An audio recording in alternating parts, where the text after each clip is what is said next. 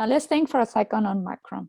It has taken quite some time, and now there seems to be a common understanding that GDP, gross domestic product, as an indicator of economic health is not a good indicator of a healthy living standard, because it doesn't account for many things like leisure, environmental quality. It doesn't account for the levels of health and education, changes in inequality, increases in variety, fluctuation of technology. We have a lot of that. Or even the value that society may place on something, certain outputs, or, well, indeed, any of the activities externals to the market. Now, unfortunately for all of us, economics over the last 80 years have been obsessed with GDP, as it was the primary measure of progress. However, now we know, and many has been saying for a while, that it's not just about indicator, it's not about metric, but obsessing over it, as we have been, also has detrimental repercussions. We can continue the path of eating our world. How can we think that growth is endless when the world that we inhabit and its materials are finite? Observing the efforts from governments globally, we can see that their plans are just too slow and clunky for what is actually needed. Back in 2015, the Paris Climate Conference took place. Countries around the world signed agreements to combat climate change, and in my view, these have failed because most countries have not hit the goals they have committed to. Policies and laws are just not fast enough and have loopholes. So we can't wait for laws and policies that invite failure. We need to be more agile. We can also observe the recent effort to raise environmental awareness amongst the masses, the individual consumer.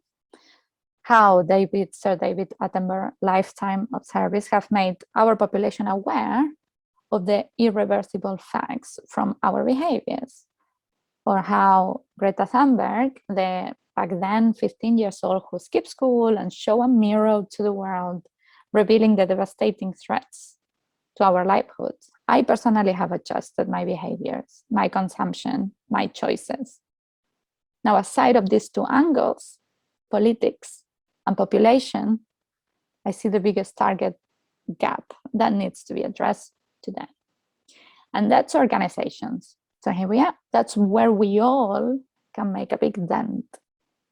By focusing on organizations and the contributions towards sustainability, all of us can make a big difference to make the world a better place, being better off the current and most oblivious spiral of self-destructions that we know organizations are in now. And organizations, companies are composed of individuals, and we can do both.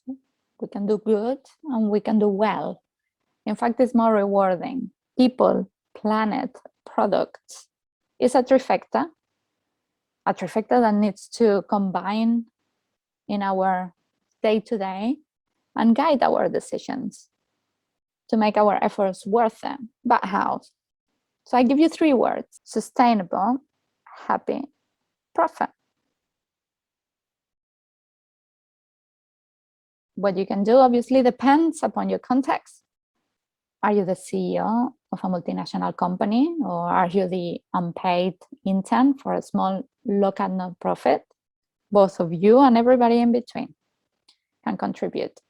It's not only possible, but it's desirable for that organization to increase its sustainability and happiness of its people whilst also building profits. In fact, focusing on all 3 of these things rather than 1 or 2 creates a whole benefit which is greater than the sum of its parts.